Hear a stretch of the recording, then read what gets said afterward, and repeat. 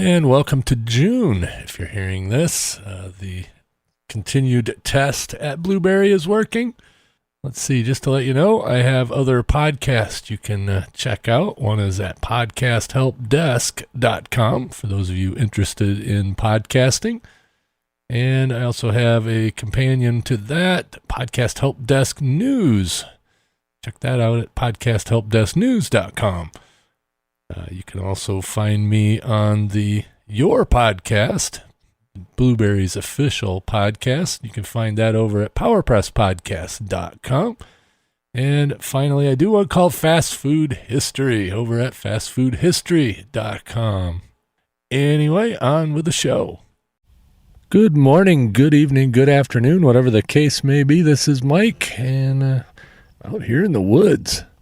Figured I'd go to a nice quiet spot with the portable recording setup, and so you might hear a little wind, you might hear a little nature, you might even hear an airplane fly over. I'm kind of, maybe a mile off of the end of runway 28 at Traverse City Airport.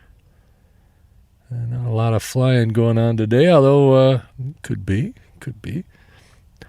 But, I just wanted to flip the mic on and talk about cable cutting. And no, that doesn't mean go out and with a pair of wire cutters and cut the cable. But what that does mean is my wife and I got the cable bill the other day. And, every couple of years they jump it up, and then you call them and they give you some sort of deal. And, then, okay, we'll keep it for a little longer. Because we've been really wanting to cut the cable for a long time. It's just, been kind of a pain. And we're kind of in a weird spot in Traverse City there. We're right down by the airport as well. And all the transmitters for all the different TV stations are quite a ways out of town. And, of course, there's hills surrounding us. So actually using an antenna is a little bit more than just using a rabbit ears or one of those little flat amplified things you stick up in the window or hang on the wall or whatever. That just doesn't work where I'm at. And of course, you guys know I'm a ham radio operator, and I do have a rather large TV antenna pointed towards a little town called Kalkaska, where most of the TV stations have a transmitter. And, I could always get TV on that. A little bit less so in the summer when all the leaves are on the trees. But, it's pretty reliable for at least one of the stations. Actually, it's a pair. The CBS and Fox all transmit from the same transmitter. We're kind of weird around here. Also, the NBC and ABC use the same transmitters. And there's several transmitters around. The NBC station has one down in a little town called Harrietta, which is south of us. The CBS Fox has a transmitter in Cadillac, which is south but a little bit further to the east from Harrietta. And then out in Kalkaska, they've got ABC, NBC, and PBS is all off of one big antenna, but 3 different transmitters. And then the CBS has a translator on the west side of town, and which is ironic because that's where the ABC, NBC studios are, but they don't have a transmitter there yet. Rumor has it they will. But needless to say, I can't point an antenna in any particular direction and get all of them. So you got to kind of pick and choose.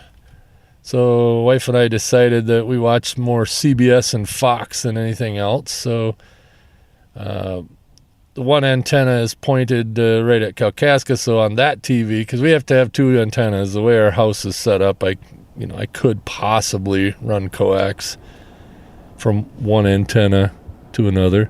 Hey, there's a jet. Boy, I'm really hearing it. Are you? He's going to go right over my head. Yeah, there he goes. He must be using runway 10 today, which is the other end of 28.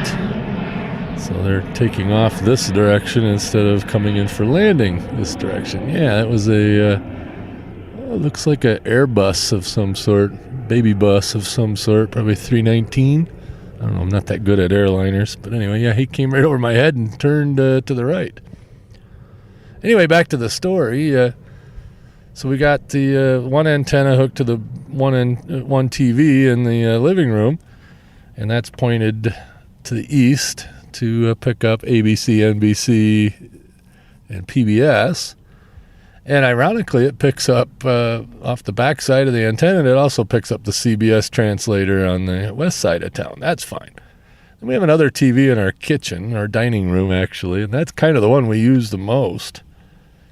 But we use that mainly just to listen to or watch the morning news, and that's about it. So that one we decided we'd point west and pick up the CBS translator, and I could sort of pick up the rest of them. They flake in and out, and if I turn the antenna around, it'll pick them up solidly, all the other ones. But the CBS Fox translator there is good enough for us because, I watch the Fox station in the morning for news, since they have local news later in the day, after 7.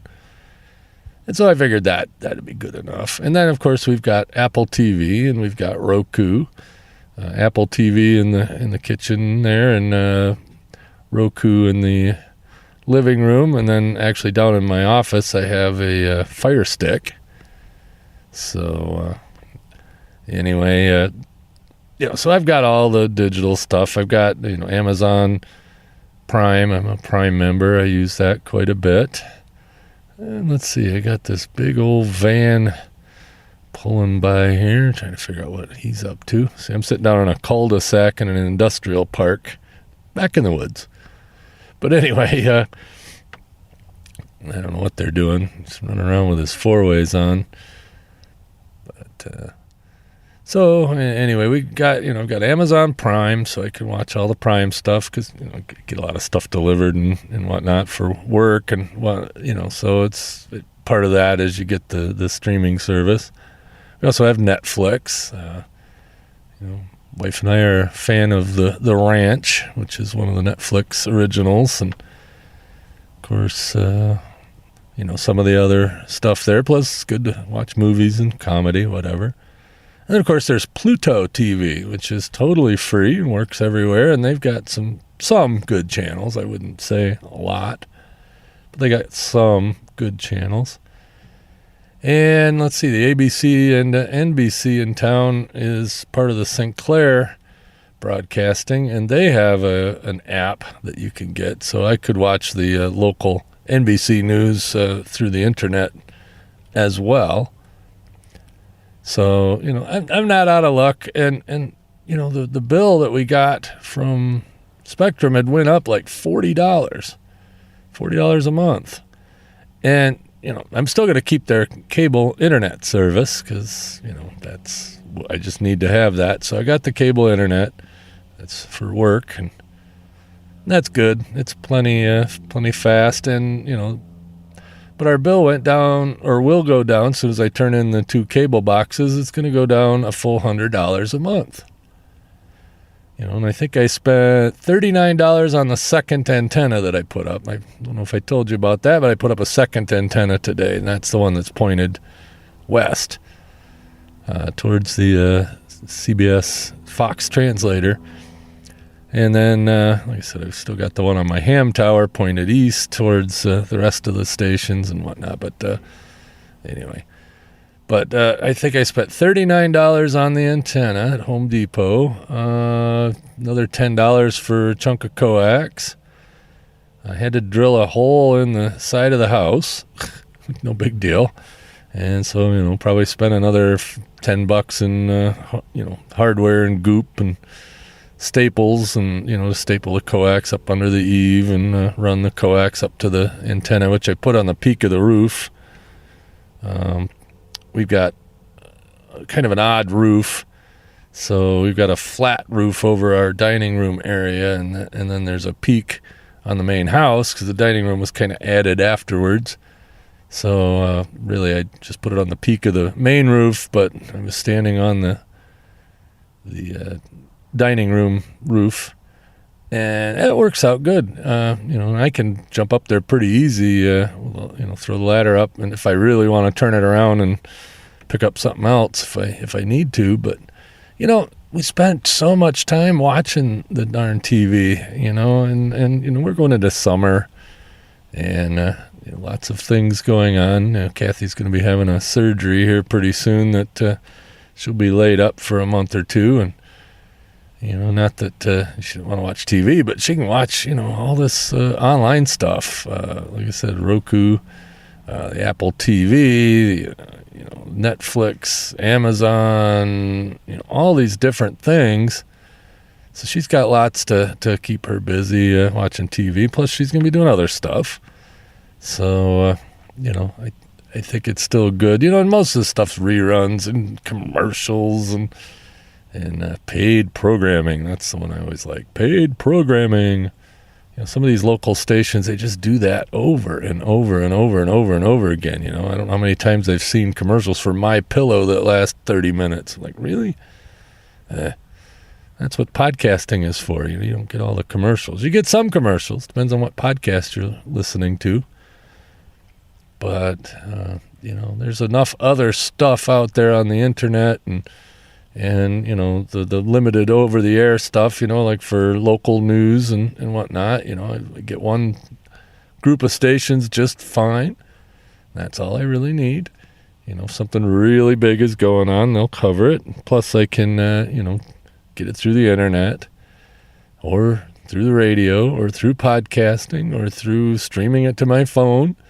I mean, there's just a lot of entertainment options that $100 that I'm not going to be paying Spectrum can be used in a lot of other ways, if I want to add yet another streaming service of some sort. But I don't think I need to. I think between Amazon, Netflix, and Pluto and that other thing, and I can't remember the name of the app from Sinclair, I think I'm good. We'll see. We'll see how it goes. You can always turn it back on. No big deal. But I think for the time being, I'm pretty happy with the way it's going to be, and save a few bucks. And it was a bit of a technical challenge just because of where I'm at, and so you gotta weigh that into consideration where you're at. I know down in the office in Columbus. If you guys don't know, I work for a company based in Columbus, Ohio, and I have to go to the office once in a while. And they got a bunch of TVs in the different conference rooms and offices and whatnot. And they all got these little teeny square antennas that stick to the back of the TV, And when you're in a big place like Columbus, Ohio, it works great. They probably get 20, 30 channels off of that thing, and they're all crystal clear. But you can't do that up here in the woods. Traverse City, we're not out in the middle of nowhere, but you can see it from here. And, our stations are a little further away, and it's a little more technically challenging for them even. You look at, just the NBC, ABC group there, which is St. Clair. They have 1, 2, 3, 4, 5 transmitters now that, each of the transmitters transmits both of their stations, plus a couple other sub-channels. But they're also putting in a translator up at their studio. So there'll be another one west of town that covers downtown. They want to have rabbit ear signal in town, which is a good goal. They should have had that all along, but hey, whatever. The company that owned them before St. Clair took over was Pennywise and Pound Foolish. And St. Clair's actually putting a little money into the whole thing. But, it's crazy how they have to do that to fill the service area around here. But there's 5 different transmitters for that one. I know there's at least 5 or 6 for the CBS Fox group, and then CMU Public Television, which is our PBS affiliate, and they've got a couple of sub channels. I think they got Create and PBS Kids, and then the regular PBS. on their sub-channels, and they've got 4, I believe, TV stations, but they also cover more than one market. They cover northern Michigan and central Michigan and a little bit southeast Michigan. So they've got a bigger coverage area than just this market. But still, they got to have 4 transmitters, and one of theirs is just a monster. It's out in a town, near a town called Atlanta, Michigan. It's right in the center of the state, and they have they're way up. It's not a mountain. There's no mountains really in Michigan to speak of. I guess Porcupine Mountains, but they're way up in the UP. But, great big hill, and they're kind of on the top of it, and then they've got I want to say 1,000-foot tower at least on the top of that hill. So it just has a monster signal from there. I can get the radio station that's on that tower. I can't quite get the TV station. I guess if I pointed right at it, I might be able to. But I can certainly get the radio stations that are on that tower, and there's, I guess, a few of them. Excuse me. But anyway, lots of entertainment options, and spending a lot of money. I'd rather spend it on the internet. If maybe Spectrum has a higher speed if needed. But so far, I haven't had any trouble. I'm got plenty of speed, and all seems to work. And between that and Verizon on the phone, if I can always tether to the phone as well if I have to. But I don't think we're going to run out of entertainment options by cutting the cable TV. And this has really been a long time coming. I've really never spent a lot of time without cable TV. I'm just thinking back, even when I was a kid, we had cable TV. Not that we really needed it, because back then there might have been 12 channels on cable and 3 or 4 on the antenna. Okay, well, it's flying over me now. It's another jet, and there he is. That's a CRJ, I think, commuter. Looks like to me, and he's going straight out. No turns. Usually they turn about here to head towards Detroit. I don't know where he's going, but he didn't turn. Anyway, not really the best place for plane spotting. Like I said, it's in the woods. But anyway, I guess that's enough. I'm probably over driving here, and I gotta get a little bit better portable mic, I think. I got the little portable recording set up pretty good. And I found, I was cleaning out the garage. Actually, I was looking for some rabbit ear antennas to test that theory when talking about killing the cable. And I ran across this box, and I don't know what I got it for, but it was a box with some foam in it, a little plastic, not quite a tackle box looking thing, but it had a lot of foam in it. And anyway, all my portable recording gear fit in that box really nice, so that's what I'm using that for. And so I just threw that in the truck here and came out to my little quiet spot. So anyway, those of you that live around Traverse City probably know where I'm at. Back in the they call it kind of an aero park, I guess, but not Aero Park Drive. That's on the airport grounds. This is kind of off the airport grounds, across the road from the runway. But it's all cut into the deep, thick woods, and all the leaves are out now. And it's really quite pleasant, although we haven't had any really warm weather this year. I have not had to turn on the air conditioning anywhere yet this year, and it's the middle of June. Very weird. Very weird. And the water level's just ridiculous, as I was talking about last episode. The water table under my house is such that it's just a swamp. I mean, I'm keeping it pumped out, but not much I can do about it. Just sort of just keeping it at bay. So that'll be good. At least you won't hear the sump pump pumping when I'm sitting out here in the truck. Anyway, thanks to Chris there for suggesting I podcast about this, and he mentioned that on Facebook. I threw a picture up of the antenna I put up this morning, and so that's cool. And even got a little guff from James. They're normally in Australia, but I think he's in London right now.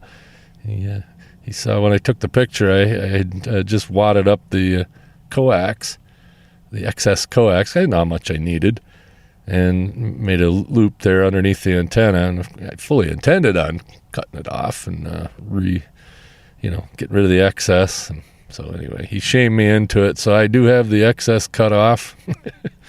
So I told him I cut off about 4 meters, which is about 12 feet. Is it 12 feet? No, 16 feet. Whatever. It was about 12 feet I cut off, so maybe 3 meters. Anyway. No, I'm right. 12 meters, or 4 meters is 12 feet, right? Okay. Oh, well. That's what I get for dealing with Brits. Anyway, everybody have a good, however long it is till I do the next one. I kind of enjoy this mobile stuff. All right, what else is flying over here? Another jet, obviously.